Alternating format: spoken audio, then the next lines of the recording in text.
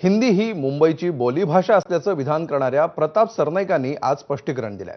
मीरा भाईंदरमध्ये 82% हिंदी भाषिक आहेत, त्यामुळे तिथं हिंदी बोलावं लागतं असं सरनाईकांनी म्हटलंय। मराठी भाषेला अभिजात भाषेचा दर्जा मिळवण्यासाठी आपण खूप प्रयत्न केल्याचंही त्यांनी यावेळी बोलून दाखवलंय। त्यांच्याशी बातचीत केली आमच्या प्रतिनिधींनी। मुंबईची लाईफलाईन मुंबई लोकल समजली जाते, तसेच संपूर्ण महाराष्ट्राची लाईफलाईन कोणती असेल तर ती महाराष्ट्राची लालपरी म्हणजेच महाराष्ट्राची एसटी।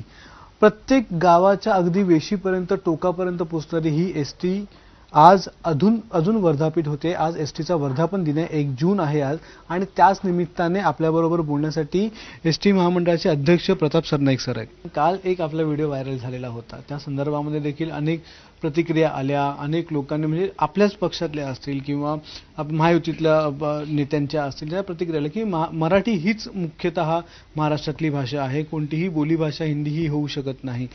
तर त्या संदर्भात आपलं काय नेमकं प्रतिक्रिया आहे की तो जो व्हिडिओ व्हायरल झाला की हिंदी ही बोलीभाषा झालेली आहे आता?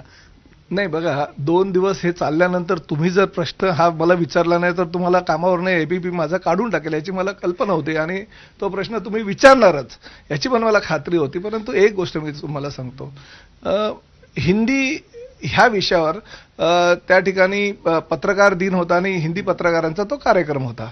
कार्यक्रम काय होता हिंदी पत्रकार दिनाचा?